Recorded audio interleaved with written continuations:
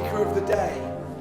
There are some men who are intellectuals that fail at being entertainers, and some men who are entertainers that fail dismally at being intellectuals. But this man is a rare breed because he is both an intellectual and an entertainer. He runs one of the best YouTube channels on the platform, and he is both funny and insightful. We were with him last night and he regaled us with wonderful after-dinner speeches, which I'm asking him not to make now because they're a little bit too fruity, but I hope he will entertain you nonetheless. Edward Døtъn.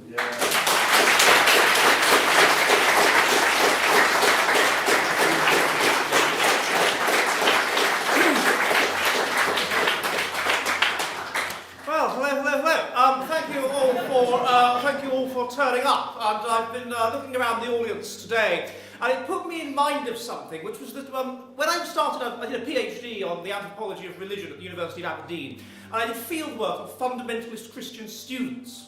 And I remember at the first meeting I went to, the president of the Christian Union, religious group, got up and said, people think that people want to join the Christian Union because Jesus inspires them to. That may be true. But the main reason is because the Christian Union has all the best birds. and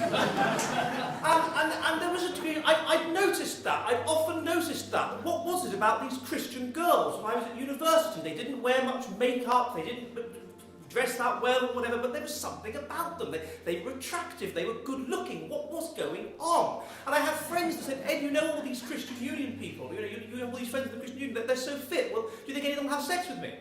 And I said to my friend Ollie, I said, no, they're not going to have sex with you, Ollie, because you're not a Christian. I mean, marry them and maybe them, if you're good. But in general, it's not going to occur unless you convert. But there was something about why are they so good looking. I've got thinking about that. And I've been thinking about it for quite a while. What is it about them that's good looking?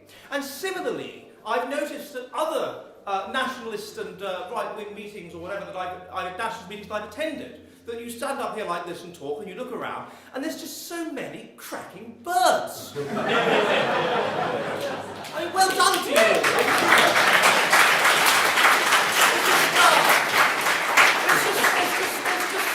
I look out and there's just so many bloody sirens. And how good it is to see so many of them here today. And I thought, what's going on? And then I thought, well, if you think about the typical SJW girl, you think about the typical left-wing girl, then there she is, her hair fake purple, her large spectacles, her bingo wings are waving. Keep your hate speech off our campus! Keep your hate speech off our campus! Keep your hate speech off the campus! Keep your hate speech off the campus! Keep your hate speech. And I thought, well, why is it that SJWs, pardon me, but why are SJWs just such ugly bastards? What is it about this? Is it merely a stereotype? Is it just something that we say because we're bitter and we hate them or whatever? Or is it actually true? Is there a relationship between your political viewpoint or your religious viewpoint, basically being right-wing, being left-wing, and how good-looking you are? Now, would this explain why these Christian birds were just so fit, mate? And so I started looking into the evidence. And there was a great deal of evidence in this direction. So first there was a study by a Swedish team, of all teams, a Swedish team, led by a chap called Berggren, and he looked at politicians in Australia, and he got people to rate them for how good looking they were, and in particular the symmetry of their face. And symmetry is something we find attractive, and we find it attractive because if you have symmetry, you're meant to be symmetrical, otherwise you flop over. And it means you've managed to maintain a symmetrical phenotype in the face of all of the diseases and whatever that life has thrown at you. And so it means that you have good genes. It means that you have a low level of mutational load. It means you are genetically healthy. And so people, of course, find genetic health attractive because they want to pass on their genes, and if you breed with a genetically healthy person, you're more likely to pass on your genes. People find it attractive. They rated the symmetry, and they rated also various ratio averages, and they found that right-wing people are more physically attractive, objectively more physically attractive than left-wing people. They have more symmetrical faces. There was another study, again, this was American data. It looked at people that vote Republican or Democrat. And this is interesting because it's in a context in which a lot of people that are poor or whatever vote Republican. There was one argument that if you're right-wing, you're more attractive and you get along easier in life, and so you're more likely to vote Conservative, you're less likely to vote for sort of socialist parties. But that seems to me to be undermined by this research, which looks at Republican v Democrat, and it controls for race, and it found exactly the same thing. Republican voters are objectively, physically more attractive than Democrat voters. They have objectively more symmetrical faces, these better ratios. They're just more good-looking. And I thought, oh, well, this could possibly relate to the religiousness issue, because, you know, you can measure religiousness. You can give people surveys in which you ask them how much they believe in God on a Likert scale, or how often they go to church on a Likert scale, and you can find out how religious they essentially are. Now, this scale, what's known as the fundamentalist scale, correlates with what's known as the right-wing authoritarian scale, that's a measure of your political values from right to left, at 0.75. Now, this means that in science is a very high correlation. 0.1, 100%. One variable always goes with the other. 0.75, 75%. So they're very religiousness and being right-wing are very strongly the same thing. Not completely the same thing, but they're very strongly the same thing. And you've got this strong correlation. And I thought, well, isn't that interesting? Isn't that interesting? Could that potentially mean that right-wing people have lower mutational load, are genetically healthier, are basically the genetic norm, and left-wing people, not to put too fine a point on it, are mutants? And I thought about this more, and I thought about, well, in terms of evolution, let's look at the nature of religion. How does religion work? Have we been selected to be religious under Darwinian conditions? Is that what's happened? Well, let's look into this possibility. And so that's what I did. Now, there's every reason to think that religiousness has been selected for. Religiousness is a human universal. Religiousness is heritable. When you get twin studies, and you can get identical twins, and you can compare them to non-identical twins, and you can have identical twins raised apart, and this kind of thing. And so you can control for genes. And what we find with these identical twins is that religiousness is about 40%. 0.4, heritable. So we've got that it's heritable, we've got that it is a human universal. It also correlates with fertility. Religious people tend to have more children than non-religious people. It correlates, as I shall go into in more detail in a minute, with health. So there was religious people are healthier, they are physically healthier, and they are mentally healthier than non-religious people. And there are specific areas of the brain that light up during religious experiences. All of this indicates it is something that has been selected for. Now, why would it be selected for? Well, it seems to correlate also with conscientiousness, i.e. rule following, and agreeableness, i.e. being altruistic and a nice person. Now, these things are obviously going to be selected for under Darwinian conditions, because if you're a nasty person and you don't follow the rules, you're going to be killed by the band. So anything that would make you a nicer person would, of course, be selected for. And what we find is that when religious people conceive of a God that's looking after them, a moral God that's telling them what to do and it's telling them to be moral, well, if you had that adaptation, you'd be more likely to be nice, you'd be less likely to be killed by the band. And we know from experimental research that if people think they're being watched, they behave in a more pro-social way. So that may be one reason why it's come along. It is also correlated with stress. When you become more stressed, you become more instinctive, you become more religious. People tend to become more religious if their parent dies or whatever. They start to see the world in terms of causation and in terms of a hidden hand behind the scenes. And so this again implies it's selected for, because when something is an instinct, when something is a cognitive bias, it tends to be because it's been selected for. So religious people more healthy. This is implying potentially that right-wing people are more healthy. These things are true of right-wing people as well. Anyway, I gathered together a lot of the data on this, and what I found was quite interesting. I found that there were a number of markers in which religious people, indicated low mutational load, signs of low mutational load, and non-religious people indicated signs of high mutational load, i.e. that this really was something to do with mutation from a norm. So I started looking into this more, and one of the things that I found, interestingly, was people that believe in the paranormal. So they don't believe in God, and they don't collectively worship a moral God, but they believe in the paranormal. Those people are more likely to have hands that are asymmetrical.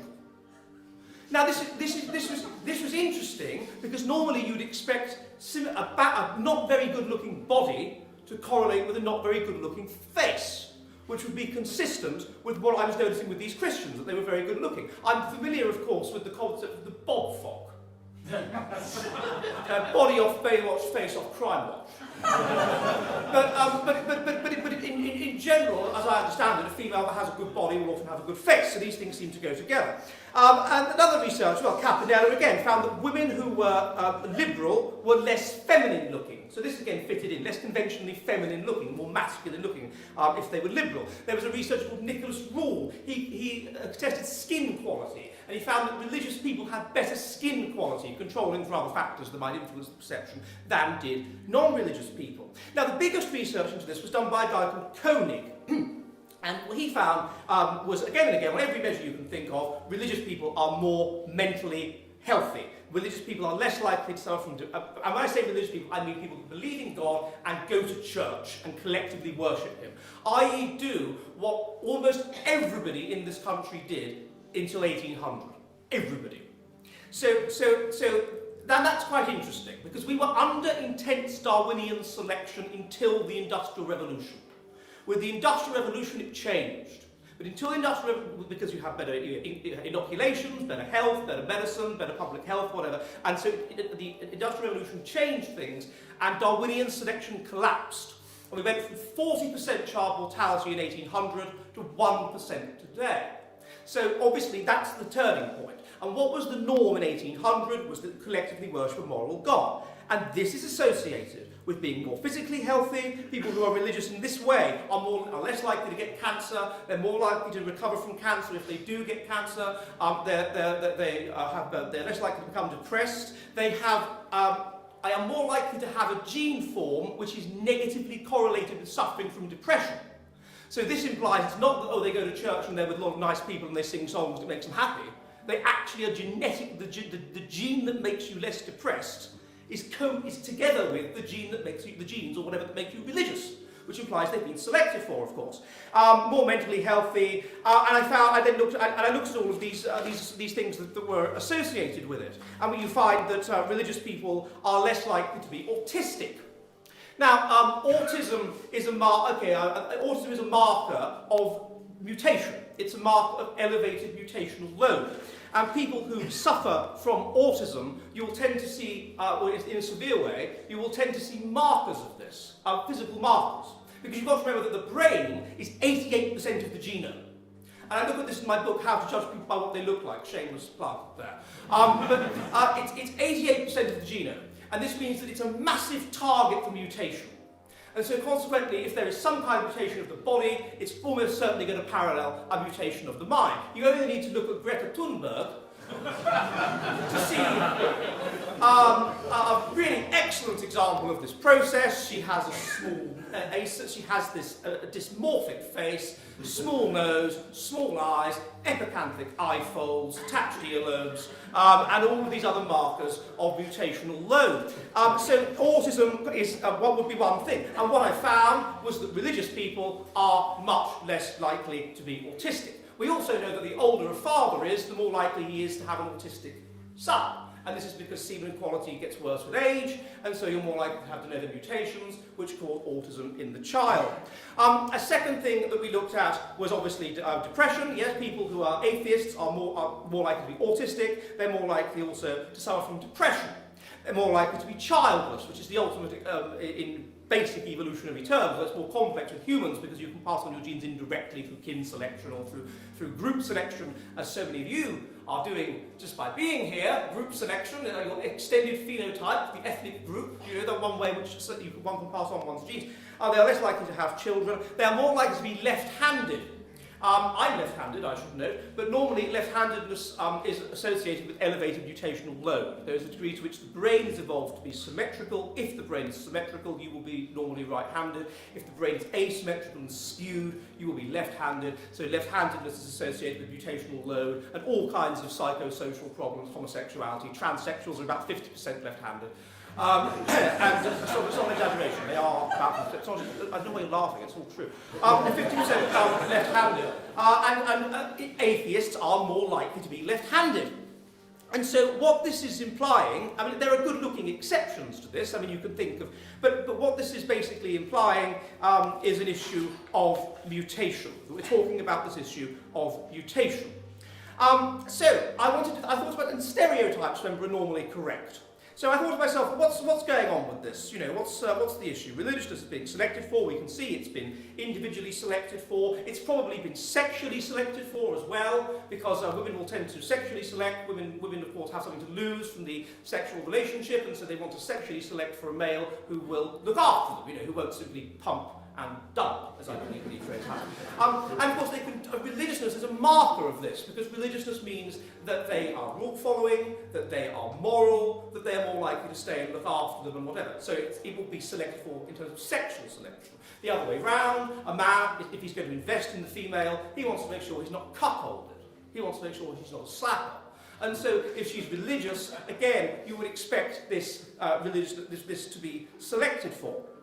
And finally, you get the issue of group selection, which is the idea that you pass on your genes through kin selection, through looking after your nieces and nephews, the spinster auntie or whatever, but also you can pass it on through your extended phenotype, your ethnic group. And Frank Salter has done a lot of research on this. If you divide the world into only English and only French, then a random Englishman is going to be more genetically similar to another random Englishman than to a random Frenchman. And this will mean that in a situation of war, there will be a motive, in terms of his genetic interests, to lay down his life for his extended phenotype. This is group selection. This is an extension of kin selection. And we know from computer models, and they've run these again and again and again, that if you set up different kinds of group, the humanitarian group, where you help everybody in a game, in a Prisoner's Dilemma one-shot game, the group where you're traitors and you only help the other group, a group where you're individualists and you help nobody, or a group where you're ethnocentric, i.e. you help your own side and you damage, you fight the other side, that group always eventually dominates the grid. In group selection, it's ethnocentric groups that dominate the grid. And religiousness, in the traditional sense, tends to correlate with ethnocentric attitudes. And indeed, if you look at what religiousness is doing, it often takes ideas which are basically evolutionarily adaptive ideas, pass on your genes, look after your family, fight the outsider, whatever it happens to be, and it makes those the will of God, such that they are more likely to be obeyed. So religiousness can be understood as a group-selected issue, and therefore selected for that reason as well. And so for all of these reasons, what I was coming to the conclusion was that we had the best girls in nationalist movements, and they have the best girls in the Christian Union, because those people who perhaps make up about 10% of the population are a remnant normal population. They are the people who would have survived under the intense Darwinian conditions that were present in Europe in 1800. And those of us in this room indeed, and the other 90% of the population, the mutants, would for the most part never ever have been born. And their parents would never have been born. And their grandparents would never have been born. They are cultural and genetic garbage. And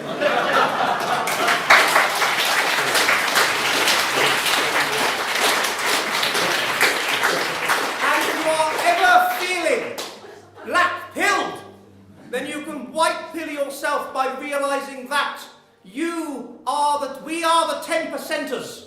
The 10%, not the 1%ers, the 10%ers who would have survived conditions of Darwinian selection. And this brings me to why. Why is it that you have these deviants, these people, this multiculturalism, what other speakers have talked about today, what Woese was talking about in terms of metaphysical evil, what Frody and Laura were talking about in terms of sort of methods to use to confront it, or whatever it was, and all of you have been talking about what Hugh was talking about, what Golden Boy, all talked about a similar issue, which is how has this happened?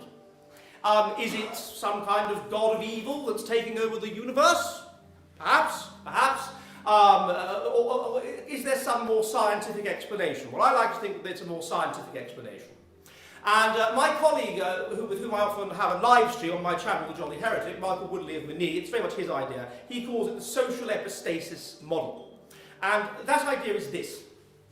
Until like 1800, under the Industrial Revolution, we were under conditions of Darwinian selection, 40% child mortality every generation. It wasn't 40% child mortality across the board, of course. It was maybe 80% child mortality among poorer people, because they had worse conditions and so on, and it was lower child mortality among wealthier people, on average 40% child mortality. This goes down to 1% child mortality over 200 years. Now, what is this going to result in? Well, who are the children that are going to die? It's going to be the children who have got poor immune systems. It's going to be the children who have got high mutational load. Mutational load, which means they're not healthy. They can't survive measles, they can't survive typhus, whatever, and they die. But remember that the brain is 88% of the genome. So and it's a massive target for mutation. So if they've got mutations of the body, these will be comorbid with mutations of the mind. And so as all these people and their children and their grandchildren who would never have survived under Darwinian conditions have lived and passed on their genes, not only has there been a build-up of physical mutations in the population, and we know this, I mean, we've even got records of skulls across time, representative samples, our faces are becoming less asymmetrical across time. We are literally becoming physically uglier across time. We know this. But it would mean there would be a build-up of mental mutations, of ways of thinking, genetically underpinned, which under Darwinian conditions would get you killed, would mean that you as an individual would not pass on your genes, would mean that your family would not pass on their genes, and would mean ultimately that the group of which you were a part, your ethnic group, would not pass on their genes. Under Darwinian conditions, these were selected out via high child mortality. Now they are not selected out. And remember, by the way, that the heritability of political opinion, right or left, has been estimated to be as much as 0.6. So it's highly genetic. So what you're going to get is what I call the rise of the mutants. You're going to get more and more people with these maladaptive ideas. Look after other ethnic groups ahead of your own. Don't have babies. Don't believe your life has eternal significance. Go and bloody kill yourself. Wipe out mankind. Feel guilty for breeding. It's antinatalism and all this bollocks. And this is what you would this is what you would expect. I used that in the traditional Greek sense. This is what you would expect to occur. But it gets worse. Because we are highly social animals. People compare humans to chimpanzees. They shouldn't compare humans to chimpanzees. E.O. Wilson, the Harvard zoologist, argued that we should be compared to ants or bees, eusocial insects. We're highly, highly social. And what that means is that with us, we're so social, we're so intermingled as a species, that if you find yourself with somebody who is a mutant, then they will cause even your genes to be suboptimally expressed. And a good example of this is depression. There's research indicating that depression is literally contagious. If you spend a lot of time with a person suffering from depression, you will become depressed, or there's an elevated likelihood of that. And the reason for that is because we are evolved to be with genetically normal people. And so obviously if we're not with those people, we're not in the conditions to which we're adapted, and this will cause our genes to be suboptimally expressed. And if this spreads throughout the society, then the genes of the whole society start to become, in many cases, suboptimally expressed. An example would be bees. Let's say there's the feeder caste of the bee, and she gives too much to this larvae and too little to this larvae, and you end up with too many queens and not enough drones and too many workers. And then you have another hive that it's not mutated, there's no mutant feeder caste member. And so that hive is more adaptive, and so it destroys the other hive in the battle for resources. This would be an example of this. And this you can see with us. So the mutants will get into positions of power in the society, and they will influence even those who are not the mutants to behave maladaptively. A good example of this can be seen in something like feminism. So these mutants get into a position of power in the society, and they tell women that if you are just a housewife and a good mother, you're a loser, you're pathetic, you're a waste of time. And so therefore you get all of these women, who are intelligent women at least, who dedicate all of their 20s and increasingly even the first half of their 30s, to their careers. And then they find that they can't have children, they've left it too late, or they only have one or two. While a less intelligent woman has left school at 16 and had loads of children by a series of unsuitable men, and she's becoming a grandmother by the time this woman is becoming a mother. So not just more children, but more generations. The result of this, by the way, is that we are getting less intelligent. And which is another factor. So this is what's whether it's feminism, multiculturalism, they rise into a position and they tell people that you shouldn't, it's wrong to look out for your own race, your own genetic interests, you feel guilty about it, you don't do it, or whatever it happens to be. Now this is what my colleague calls them spiteful mutants, because they cause the whole superorganism to behave in a maladaptive way. And this is what we are seeing. This is what we are seeing today. And a good example of this was done with mice. There was an experiment on mice which you may have heard of, Calhoun, in the University of Maryland, 1968-73. They put these mice in a colony, a perfect heaven for mice. They took away all predation, all Darwinian selection. First of all, there was a massive spike in population, just like we saw in the Industrial Revolution. Then the population spike started to slow down. And then weird things were noticed. Females had to pester males for sex. Females would throw their litter throw their babies out of the nest too young, and they wouldn't develop social skills, and they wouldn't end up breeding. More and more males were these autistic weirdos that would just groom each other and be scared of women and have nothing to do with them and just drink water all the time. They were known as the beautiful ones. And this carried on. And within a few years, all the females were either these aggressive butch lesbians that didn't want anything to do with men, or they were beautiful blonde males, or they were socially inept, and eventually the colony had no more children and it died out. But and this is what we're seeing with the argument is that that's what these mice were. These mice were mutants. The mutations were not being washed out of the population, the weird non-mouse behaviour that was not being purged from the population every generation. The result was a rise in these mutant mice. It was influencing even the non-mutant mice to behave in a maladaptive way, and so consequently the whole population collapsed. And that is what we are seeing today. That is what is happening to us. We are in a situation with the rise of the mutants, and they are influencing people who are open to being inculcated, people who are highly intelligent maybe as well, because intelligence seems to predict being able to work out the way the wind is blowing and work out what's in your interests in terms of money and this kind of thing, and so you're more likely to adopt the dominant ideology, which if it's multiculturalism, and so intelligent people tend to do that. And so these people who would have had children in days of old are not having them. Intelligence is going down, society is becoming less ethnocentric, society is becoming this cloud world of madness, and everything is falling apart. Now, in saying that, I would like to note that I do understand that basically society ends up with an instinct to destroy itself, because normal instincts are no longer widespread. Now, in saying that, I do appreciate that some of you might be thinking that there is in this speech a little bit too much negativity. A little bit too much in the way of black pills or whatever it is. But there is a fundamental difference between ourselves and mice, beyond the fact of, and that is that in the case of the mice, there was John Calhoun. There was someone there to keep the experiment going, so that they died out. Whereas we are in charge of our own zoo.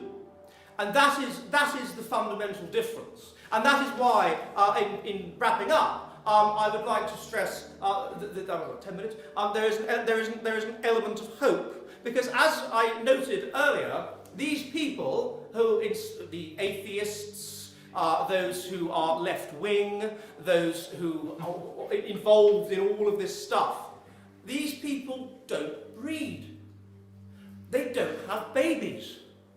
There are two kinds of people who have babies today. Religious people, which I would suggest right-wing, as we said, is broadly associated with, religious people and stupid people. Those are the people who breed. Now, religious people tend to be highly ethnocentric. They funnel this through notions of God or whatever it happens to be. Basically, it correlates in general, though there is a degree to which the modern Church of England has been completely fallen to the communists. And if you've read Justin Welby's latest book, I can't remember what it's called. It's basically Marxism in a mitre. But but that aside, traditional religious people, they have this inclination to breed. They want to breed, and they do breed. So they are the ones that are passing on their genes. That's the first thing. The second thing is that having low IQ seems to correlate with ethnocentric attitudes, and that is the case among the European population, among the white population. Somebody was asking me, I was talking to a lady earlier about the problem of the middle class.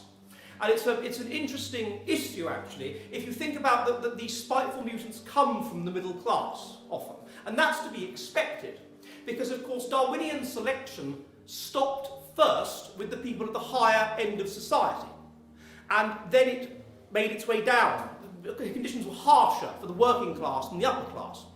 And so you'd expect then the upper classes to be more mutated than the lower classes. And so on that basis you would expect these ideas to manifest from the higher class. And it was found by Gregory Clark in his book The Sun Also Rises, the heritability of social class in this country across from 1200 to 1950 was 0.7. So it's social classes are essentially castes. And so you'd expect it to work in that way. And other research he's done has indicated that basically the values of the upper class were these paternalistic values, and those are also the values of the lower class, and the values of the middle class were individualistic values. And he shows through wills that what predicts having the most babies that survive across the period is being middle class. Not being upper class, they're being wiped out in battles and things. They're not passing on their genes. Not being working class, they're dying of diseases and things. Being middle class. So these individualistic values expand and expand and expand, and you'd expect, therefore, these problems to start in the middle class, and that's what seems to have happened. But anyway, the point is that we know who's breeding, that it's religious people, it's people who are low in intelligence, and it's K strategists, what we call K strategists, people that are interested in family and investing in their offspring and following the rules and these kinds of people. That's who's people, in other words, like ourselves. That's who's breeding. So in a simple battle of evolution, it implies that the people who are of the mutants are gradually not passing on their genes. So that's one reason to be positive. A second reason, but that's a very long-term reason. A more short-term reason to be positive is obviously that we are not so mutated yet as a people that we are completely mad. And when people are pushed too far, what happens? They feel stressed. If they feel stressed, they become more religious. If they become more religious, they become more ethnocentric. If they feel stressed, they also become more instinctive. And one of the instincts we seem to have been selected to have is a desire to maintain our genetic interests, not only at the individual level, but also at the group level. That's quite clear from experimental data done by J. Philippe Rushton, which you can look into afterwards. I mean, friends, for example, are more genetically similar than would be possible by chance. Parents invest more in offspring that are more genetically similar to them than in offspring that are less genetically similar to them. People operate along lines of genetic similarity. And so, what this means is we're going to get a reaction. People can only be pushed so far, and it's evidently happening. And you can see this with Trump, as was mentioned earlier by a golden boy. No, one.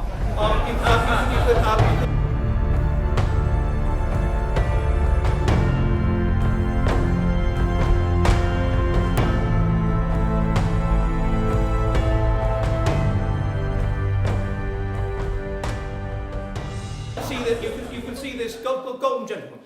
You can see this with Trump, you can see this with Brexit, and you can see this with the fact that something like this has been possible. If you'd have told me only a few years ago that I'd be standing talking at a conference organised by Mark Collett, that evil man, with his hate cockroaches speech stuff malarkey, I'd have said, don't be ridiculous.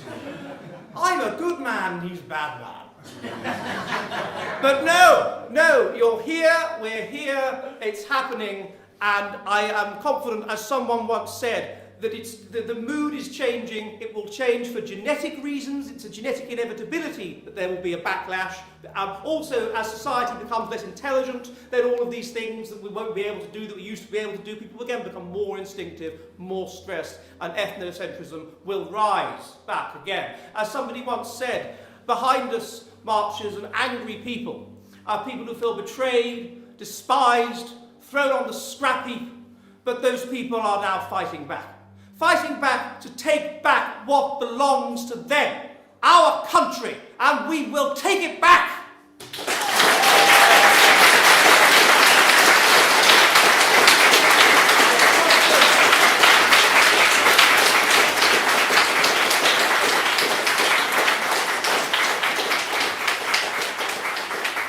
Thank you very much. I just want to ask Laura to say a few words.